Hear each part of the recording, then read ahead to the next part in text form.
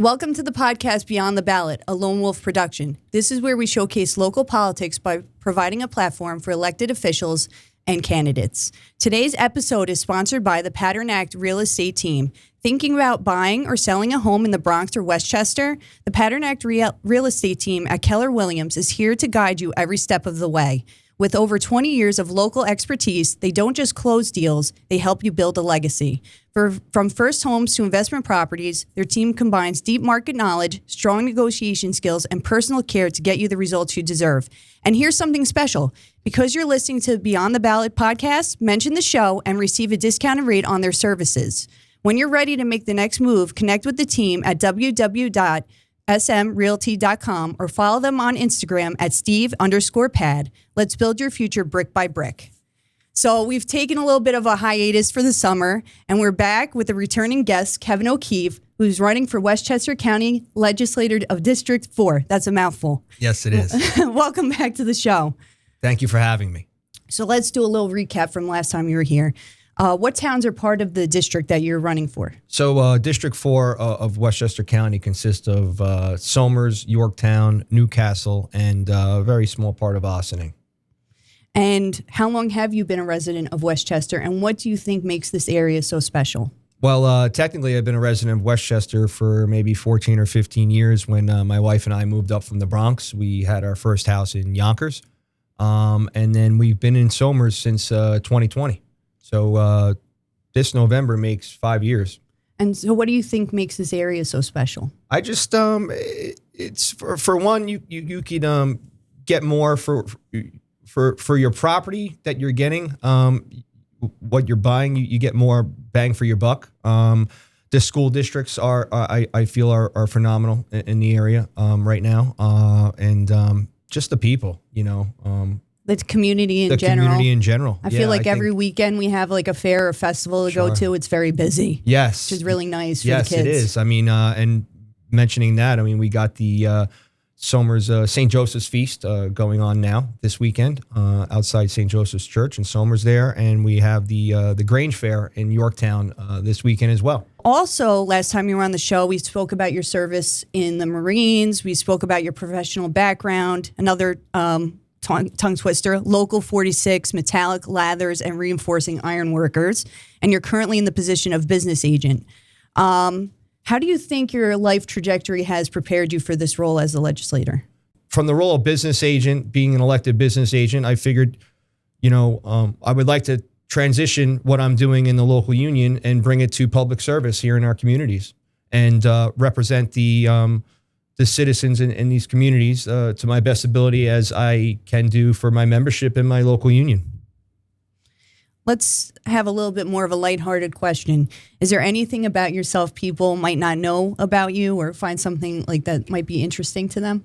I have some hobbies. I like to snowboard in the winter. I just recently did a triathlon yesterday morning in Mahopac. Yeah, I'm very on the go. I just wake up one morning. I'm like, you know what? I'm just going to do it. Were you training for the triathlon? Oh, sure. Yeah. I mean, I didn't train too hard by my results that I had that I found out. But hey, I made it. I did it. So I got on the bike. I got on the treadmill and did a lot more than I have been doing in the past. But it was significant because the triathlon was for the Ty Lewis Campbell Foundation, which everything that all the proceeds go towards child cancer research.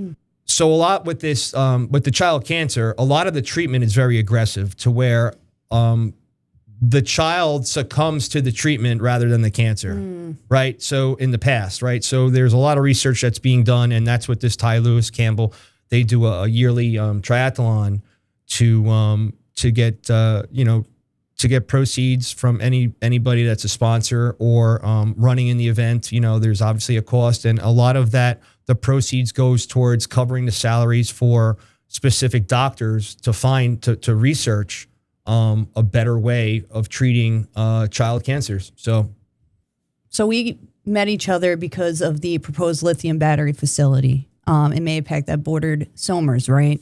And needless to say, you were one of the community members that really spearheaded the movement. And ultimately, it led to the banning of this ticking time bomb of this lithium battery facility. And you displayed qualities of a leader, of great leadership, competence, commitment, and character. I'm assuming this is how it spawned your journey on pursuing the candidacy for legislator. Is that true? Oh, sure. Yeah. I mean, it's kind of like what I've been running with, or being identified as, right? I mean, and it wasn't just me. It was the help of many other residents in the Carmel and Somers and even Yorktown communities.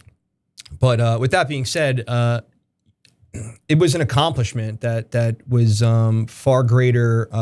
That it was a great accomplishment that went a long way, right? So like when we as a small community, it started in Somers and Carmel, and then or specifically Mayapack area, we were meeting in each other's homes and discussing like what's our move, what are we going to do, and we did all the right steps, right? I mean, we pretty much wrote the agenda on how to go about this when this does happen in your community. So, and with that being said, the plug was pulled in February. East Point Energy was the company that was coming in. The plug was pulled in February because of the pushback from the residents, and with Carmel banning Tier 2 lithium-ion battery facilities in their town, the trend was now Somers, and then just most recently Yorktown. Mm-hmm. So it's good. I mean, it takes the community or the people to get together to really to accomplish certain things like that, and it definitely inspired me to say, hey, you know what, like this is something that I could do more often, right? But yeah, that's an accomplishment that we like to hold, under our belts there. So and hopefully when elected, there's going to be a lot more to come. So last time you were here, we spoke about a few other topics: fix Tier 6, community safety with banning lithium battery facilities in residential areas, creating bike paths with safety rails, pedestrian safety, and more recently now, there was a report on the Westchester County budget from 2020 to 2025, and it states between 2020 and 2025, the Westchester County budget grew from $2.1 billion to nearly $2.5 billion under Vidette Gashi's leadership as budget chair. Who is your opponent? Can you speak to this in greater detail? Yeah, so as you said, from 2020 to 2025, there's been a significant amount raised in the budget. And more particularly, bureaucracy is up 30%, public safety is up 33%, health is up 29%, while education, like Westchester Community College, barely moved. I think it's only up 7%. So payroll rose by $73 million. Okay, to where a lot of new staff. There wasn't much. As much of staff hiring. Mm-hmm. So, I mean, a lot of the money is being spent on payroll for the elected officials to where have taken pay raises over the course, over the past few years. So, yeah, it's something to look at. I mean, we, as elected officials, let's put the money to where the people are, right? Instead of into your personal gains on your salaries. Sometimes most of the time, you should directly answer or talk to a person's pocketbook, bank account. That's when they really pay attention, right? Sure. So the 4 towns in your district that you stated earlier are Newcastle, Ossining, Somers, and Yorktown. What kind of changes have they seen specifically in their overall levy and the district service charges? Well, the overall in Newcastle, the overall levy impact rose 4.6%, with sewer charges up 61%. In Ossining, overall levy impact rose 10.2%, with the garbage cost up to 55%, and sewer charges are up 38%. Somers overall, the levy impact fell 9.7%, though the sewer charges increased 17%. And Yorktown overall levy impact rose 1.9%. with the garbage cost up 54% and sewer charges up 43%.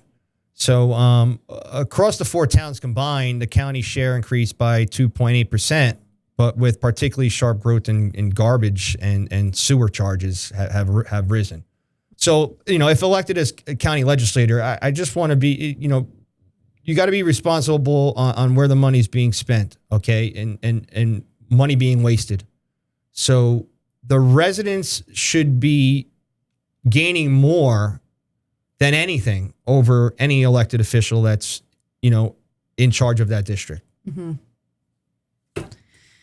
So another thing that I saw in the report in regard is that obviously Westchester County's budget is supported by sales tax, property tax levy, state and federal aid, fees and charges, and of course other sources. What has the budget report shown in that regard? Well, the sales tax for one is 40% of the budget.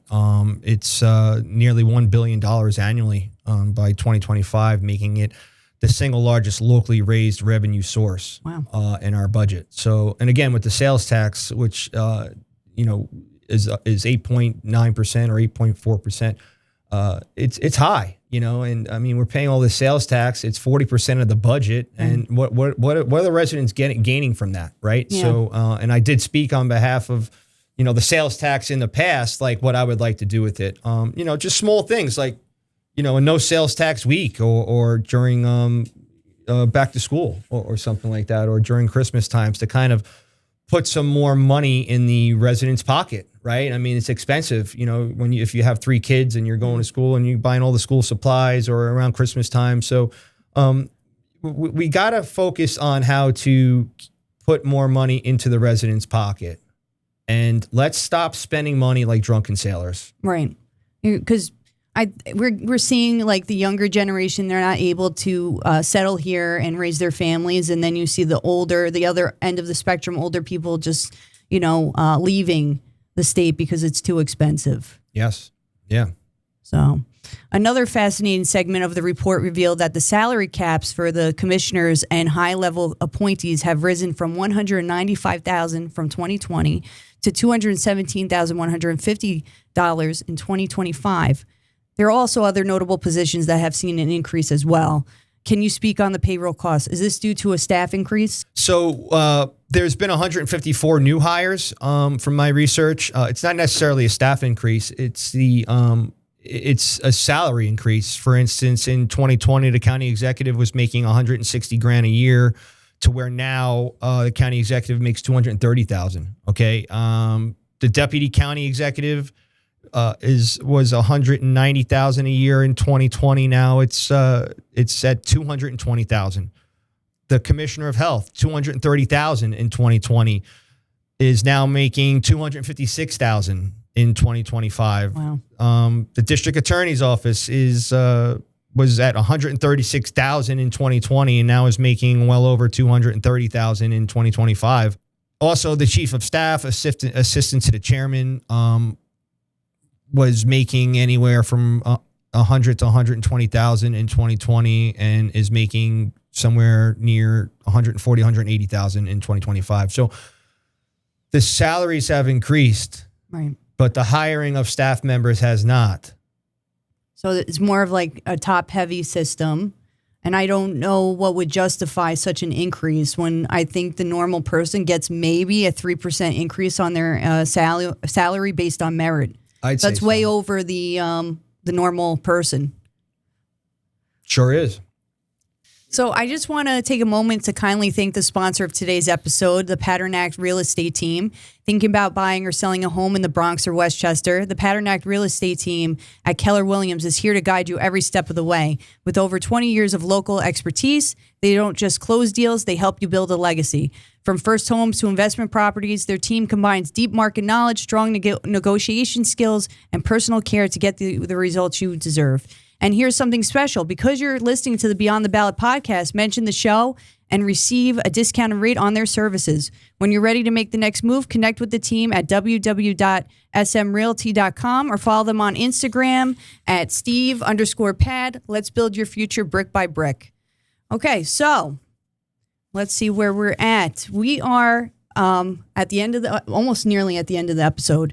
So before we conclude, are there any other campaign talking points or final messages that you'd like to discuss? So as a candidate of the Republican Party and on the line as a conservative for the Conservative Party, I just want to throw it out there. especially for the Democrat Party, who may think like somebody like me, I 100% would approve for Westchester County Police to coincide with federal authorities to come here and remove illegal aliens who are a threat to our society, to get them off our streets. I am in no way an advocate to take individuals who are a positive influence in our society and removing them. But there is a difference. There's a difference between the green card holder who is going to work every day and paying taxes and contributing to this, to our county, in comparison to the individual that is here on the streets, hustling fentanyl, which is killing a whopping amount of young adults, and the individual that is, an MS-13 member. I mean, the individuals that are getting removed from these societies throughout, in other parts of the country, they've been investigated, and, law enforcement has been watching these people for quite some time. They're not just coming in and just rolling the dice and thinking on who these people are. I mean, facts are facts. Whoever they're bringing in are the individuals that are a threat. So, but then the individual that's coming here, doing the right thing, going to work, goes through the proper channels to become a citizen, I'm all for it. I'm all for it.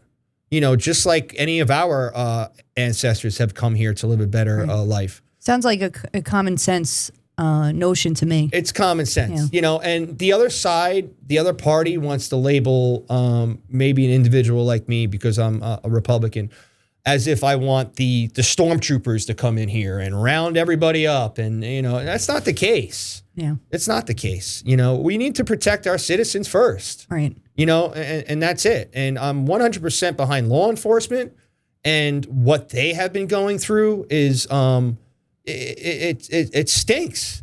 You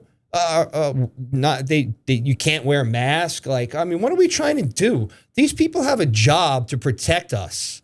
And the current administration, the leaders of Westchester County, want to put into law to get rid of that law enforcement can't wear a mask.